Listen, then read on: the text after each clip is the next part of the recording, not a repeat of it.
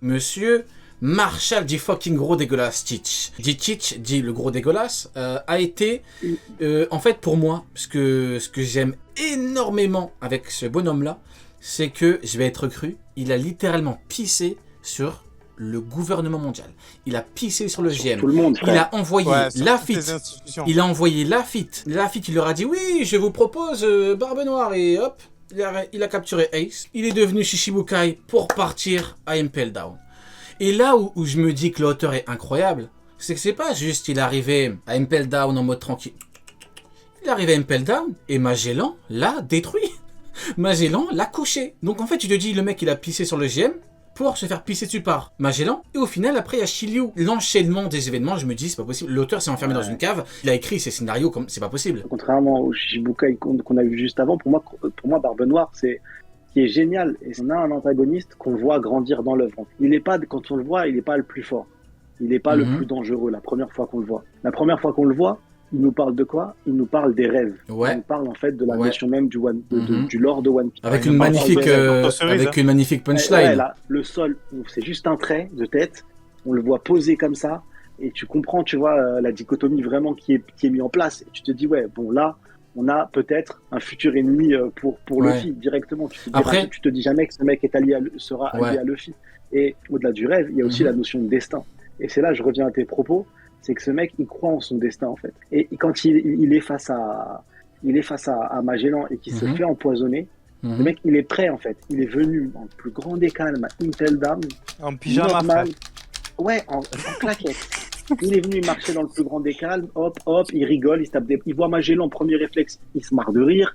Il voit Luffy d'insolent qui lui dit « Ah, c'est ton frère qui va se faire tuer là !» Ah, il est mort de rire. Je dis « Oh, c'est trop, c'est trop !» Et ce personnage, il croit au destin en fait. Et c'est ça qui est intéressant avec le fait que Magellan l'a empoisonné et qu'il a quand même survécu, via du coup le fait qu'il a eu l'antidote. C'est que pour moi, il est lié vraiment, il a tous les codes pour être initialement un héros de shonen, sauf qu'il prend il se la joue quand même. Hein. Sa façon de croire au destin, c'est il se la joue. Ah ouais, mais c'est ça qui est beau. C'est en mode de toute façon. Attends, Neil, j'ai l'impression que t'as quelque chose contre Marshall Ditich, je me trompe. Mais frère, on dirait que il va appeler Oda. Il appelle Oda, il lui dit non mais gros, l'histoire elle est écrite pour moi, c'est qui Luffy? Non, c'est n'importe quoi. Je te jure, à chaque fois il est là en mode ouais, mais c'est normal. Mais Luffy aussi. Non, Luffy il croit en son destin, mais de façon en mode pas. Oui, mais Luffy, tu vois, Neil il a dit quoi? Neil là, tu viens de dire une phrase de méchant face à Luffy. Tu sais, parce que Luffy, quand il arrive avec son Marcel, ses claquettes, et qu'il dit je vais être le roi des pirates, et qu'il a 17 ans face à un mec de 40 piges, le mec de 40 piges, il dit la phrase de Neil, il dit mais c'est qui lui? Frère, tu parles de tes rêves, frère. Il a dit la même chose. Mais je pense quand même qu'on peut se mettre d'accord sur le fait que le plan de Barbe Noire était masterclass et qu'il a eu, entre guillemets, il a eu, on peut le dire, il a eu de la chance, mais la chance, ça fait partie de la vie. Ouais, avec Shiryu, ça fait partie vraiment, le fait que Magellan ait été bête, parce qu'il faut dire les termes, il a été bête pour libérer Shiryu. Le fait que Shiryu a aidé Teach, pour moi, ça fait partie de la chance. Bon, après, malheureusement, c'est Teach aussi. Il arrive, il a bombé le torse devant Magellan. Je sais pas ce qu'il s'est dit dans sa tête, mais en tout cas, Magellan l'a foudroyé. Moi, je trouve que le plan est très très bien. Rien que le fait d'envoyer Lafitte à la réunion, c'est incroyable. Ouais, mais moi, je trouve il y a un type qui nous a spoil la fin du manga, limite, qui s'appelle Barbe Blanche. Ce type, il est arrivé, il a dit non, mais Teach, c'est pas toi que Roger attend. Donc, tout ce que tu fais, ça sert à rien. Effectivement. Tu es né pour rien. Oui, il lui dit clairement. On le sait tous. Attends. Imagine la fin de One Piece. L'incroyable. C'est fini. Attends, l'incroyable celle-là. Attends. Il a dit Barbe Blanche. Il a dit Barbe Blanche, il lui a dit t'es né pour rien, tu sers à rien. T'es méchant là, frérot. Là, je veux bien. C'est la vérité ou pas? Attends, mais honnêtement, je vais être très honnête. Tu as raison. Il n'est pas objectif. Il a une contre Barbe Noire. En fait, non, mais c'est la vérité. Mais attends, mais c'est très intéressant. C'est vrai que Barbe Blanche, il a dit tu es pas l'homme que Rodur attend. Donc dans tous les cas, ce que tu fais, c'est de la merde. Tu es une merde. En fait, il lui a dit. Faut dire la vérité. Et c'est excellent. C'est excellent, Neil. C'est excellent. Écoute, Barbe Blanche nous a spoilé. Il a même pas fait une théorie, il nous a spoilé. Il nous a dit, écoutez... Non, mais c'est intéressant. Mais le pire, c'est que la toute fin de la vie de Barbe Blanche, elle sert que à ça. Pendant 10 minutes, incroyable. tu te dis à Teach, tu es une merde. Tu Incroyable. n'arriveras jamais sur l'Octel. Il le dit Incroyable. tout le long. Incroyable, c'est vrai, effectivement. Ouais, écoute, c'est très intéressant ce que tu dis. Le mec, c'est Barbe Blanche, genre l'homme le plus fort du monde et tout. À la fin, ses derniers mots, c'est Tchitch, tu es une merde.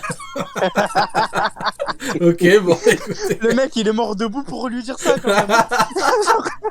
Il est mort debout pour lui dire que c'était une sale merde. J'ai peur, c'est trop noir. Oh, quelle dinguerie. Vous vous rendez compte dans le chat, il a dit, Barbe Blanche, il est mort debout pour lui dire que c'était qu'une merde. Eh ben, bon, bah écoute, on va enchaîner parce que là, c'est... Bah, le pauvre... Je sais pas s'il y a des gros fans de Barbe Noire dans le lot, mais... Waouh. Donc, maintenant, on va parler de notre cher Mihawk. Parce que j'ai Trafalgarlo ou pas? Ou Trafalgarlo, vous préférez quoi? Trafalgarlo ou Mihawk? Mihawk, allez, Mihawk. Allez, Trafalgarlo, allez, hop. On va faire Trafalgarlo. Donc, on démarre avec... Enfin, on continue avec notre cher Trafalgarlo. Est-ce que, je vais vous laisser d'abord démarrer, quel est votre avis global sur le perso, sur sa vie passée, sa vie actuelle? Il y en a plein dans le chat qui veulent dire Mihawk. Attendez, le meilleur pour la fin, ne vous inquiétez pas. Mihawk, le GOAT, le meilleur épéiste au monde, parce que bien évidemment, c'est connu. Tous ceux qui ont une épée sont plus faibles que Mihawk. Goldie Roger est factuellement plus faible que Mihawk. Enfin, d'ailleurs, les gars, j'espère que vous êtes d'accord avec moi. Tous les mecs qui ont une épée, dont Roger, sont plus faibles que Mihawk. On est d'accord, les gars?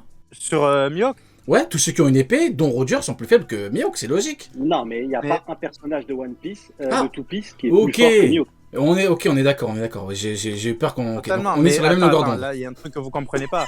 La chèvre de Sengoku, elle est beaucoup plus puissante que Mihawk. Vas-y, mais là, Neil, là, tu te bases sur rien. Mihawk, il a un titre. Là, tu te bases Elle sur... mange du papier. Frère, c'est vrai. Mais Mihawk, il a un titre. Il a un titre. Et alors, le manga, il est dessiné sur du papier. Je suis d'accord. Elle mange le papier. C'est vrai. Mais il a un titre. Il est plus fort que tout le monde. Donc, du coup, on va parler... Que l'eau, quand il est devenu Shishibukai, il est devenu Shishibukai intérimaire, ce bâtard. Il a duré 3 jours, Shishibukai. Ouais, mais parce qu'il avait déjà... Autant se foutre de la gueule de Mihawk à ce rythme-là. Non, ça c'est très intéressant. Parce qu'il avait déjà l'exemple derrière lui de Crocodile et Teach qui avaient fait la même chose, en fait. Effectivement, mais... il a chié sur le rôle du Shishibukai. Il en avait oui, c'est très intéressant. Tu t'es dit ça, et Neil qui a parlé de Teach, c'est pareil. Vraiment, il a pissé sur le titre de Chichi, mais c'est un peu différent, parce que Barbe Noire, c'est vraiment... Son but, c'était de pisser sur le truc de base. Ouais, mais parce que l'eau, au final, tout ce qui s'est passé avant, c'était hors champ. On n'a pas vu son délire avec les cœurs et tout. Ouais, effectivement. Je pense qu'on le saura même jamais. Effectivement, il y a de grandes chances, ça dépend. C'est que quand même, on sait que le règlement de cette situation de Rocky Port, c'était un 1v1 entre Kobe et Law. Donc tu vois à peu près le niveau de l'époque de Kobe. C'était pas ouf non plus, quoi. Ouais, mais pourquoi tu dis ça, je comprends pas. Parce que... Tu penses que c'est un affrontement entre les deux? Ouais, parce que Kobe est le héros de Rocky Port. Attends, tu penses que Kobe a combattu qui?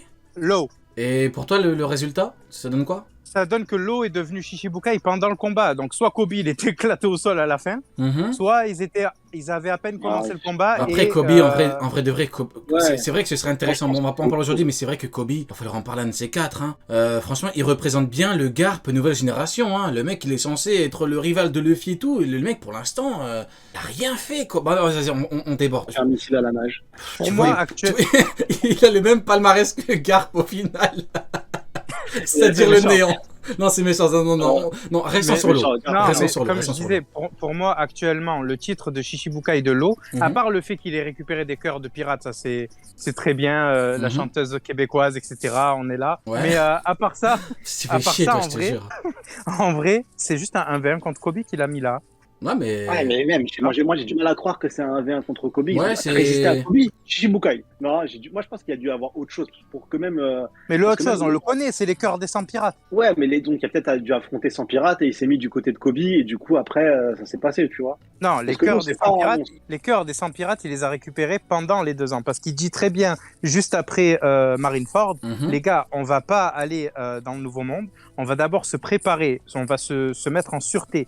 Et se mettre en sûreté, c'est récupérer un titre de Shishibukai chez les pirates de Paradise. Et donc pour toi, Law, il a combattu Kobe à l'époque, pendant l'ellipse, c'est ça? Ouais, pendant Ok. l'ellipse. Ouais, bah écoute, pourquoi pas. Dans la narration, pour nous, dans l'histoire, il lui servait à rien son rôle, parce qu'au final, son rôle Mhm. sur l'île de Punk Hazard, Mhm.